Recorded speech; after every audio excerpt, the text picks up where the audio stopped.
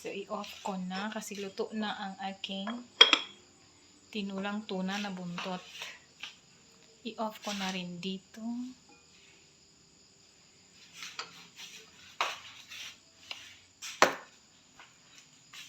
So, magandang gabi once again. So, update ulit dito sa bahay renovation ni Mother Dear. So, dito na part is na ano na siya, na second coating na sa skim coating. At saka dito, pati na rin doon sa loob. Dito rin banda. So, meron pang kalahati dyan. Sa itaas, papunta dito. At saka dito sa aming sala, sa aming paglalagyan ng aming TV. So, hindi pa yan nalagyan ng skim coat.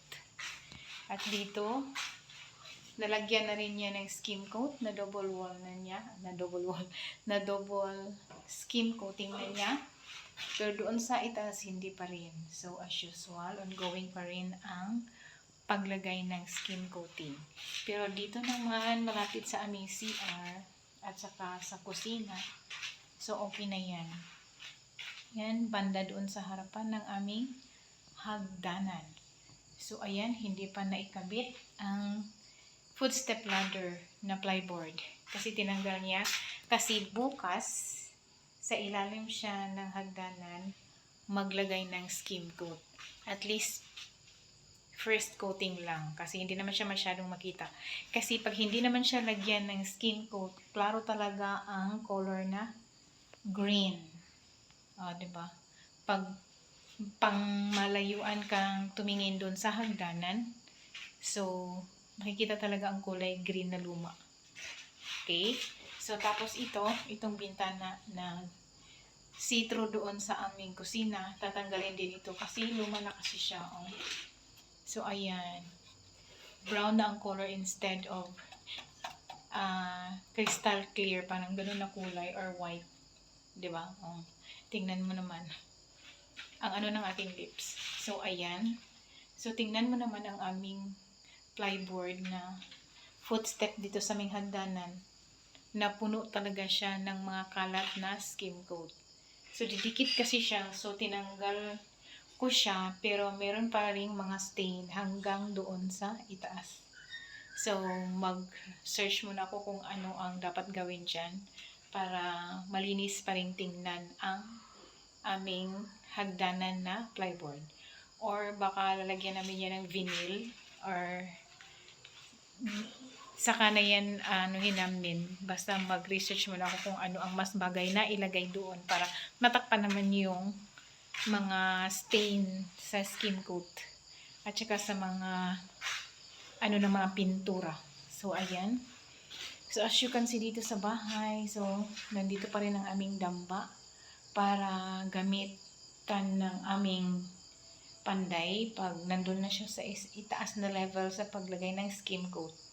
So, ang natira na bags ng skim coat is 2.5 bags.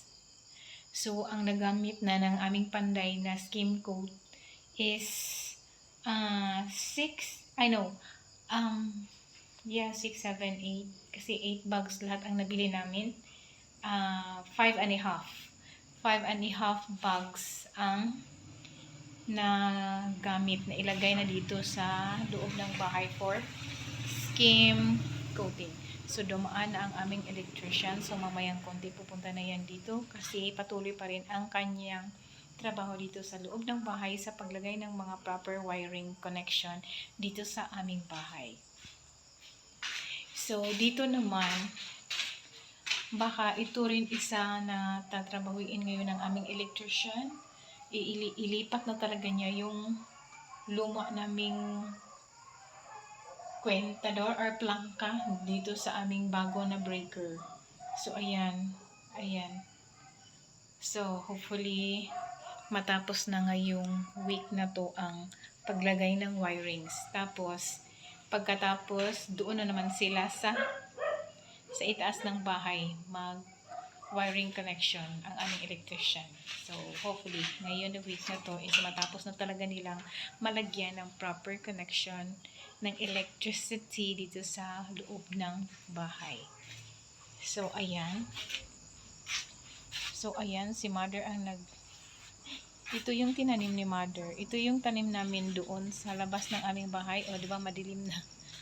Mataas na kasi siya. Umaapaw na siya doon sa aming bubong. So, pinutol ng aking mother. Tapos, itinanim niya dito. Kasi meron pa kaming luma na hindi nyo yata makita ang flower. Ayan, ornamental plants. Ayan. So, ayan. Pinutol niya at saka itinanim niya doon sa luma namin na flower pot. So, sa aming simento, meron pa kaming natira na 1 and more than a half sack ng simento. So, gagamitin pa rin namin yun para sa mga finishing touches doon sa aming kusina. Kasi, yung aming kusina is, meron kasi siyang decorative hollow blocks. At saka, yung decorative hollow blocks is natakpan siya sa aming mga cabinet. So, itong mga cabinet namin is, as you can see, ito yung mga cabinet namin. Diba? So, yung cabinet namin, yung nasa dingding niya, yung nasa gilid niyan is, siya, ang decorative hollow blocks. So, papasok rin din yung mga alikabok and everything, mga insekto dito sa loob ng aming cabinet. So, kailangan din naming i-finishing yung aming decorative hollow blocks para at least totally closed talaga ang aming cabinet. So, ganon. At saka, yung sa ibabaw ng cabinet na yan, yung sahig ng cabinet dun sa ibabaw na yan is butas na kasi yan. So, ipakita ko sa inyo. So, ayan. Butas. Butas talaga siya. See? Butas talaga siya kasi nung time na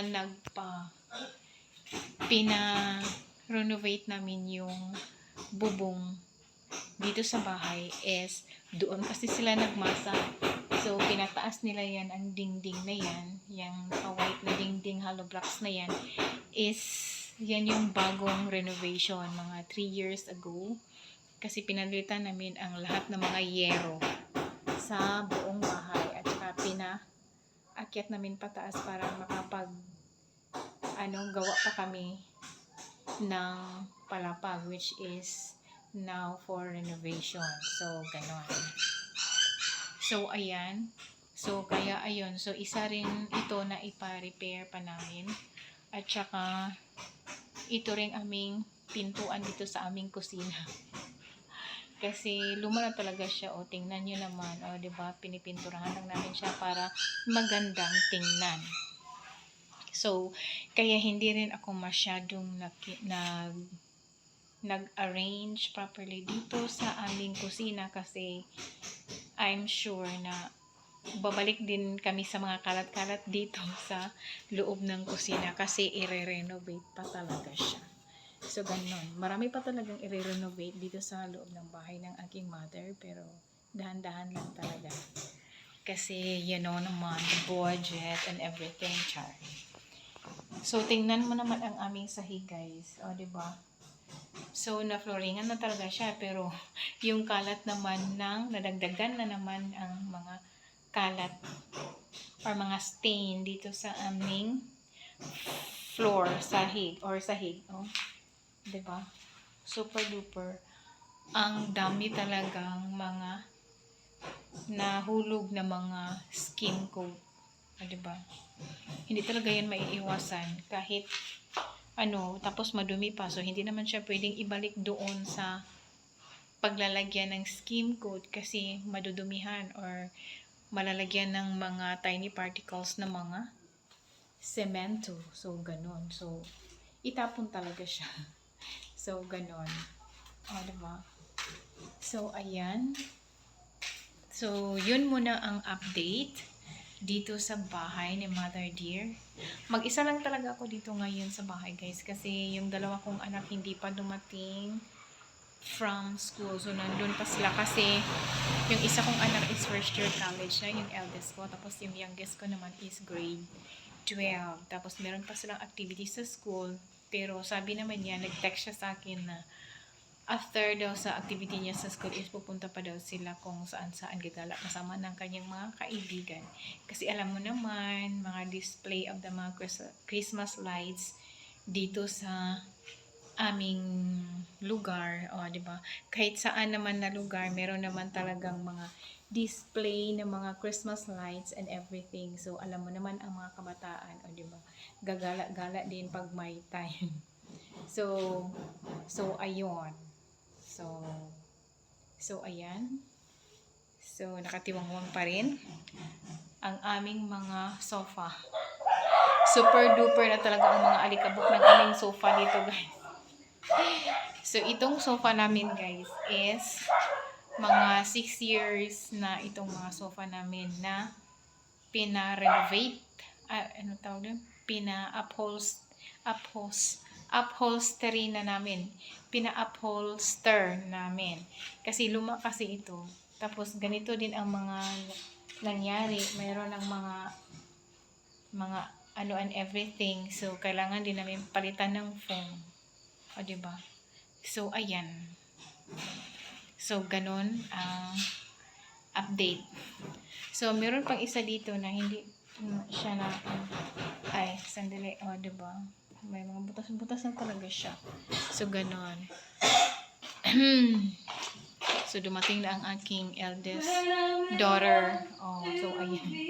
Galing pa yan siya sa school. So, ganon. Kararating lang niya kasi malapit na kasi ang end of semester. So, first semester. So, parang nag-update siya sa kanyang mga grades and everything, and clearance na rin. So, kaya nagabihan siya na umuwi dito sa bahay. So, that's all for today's chika video sa aking YouTube channel. Please don't forget to subscribe, like, comment, and share. Thank you for watching. Bye!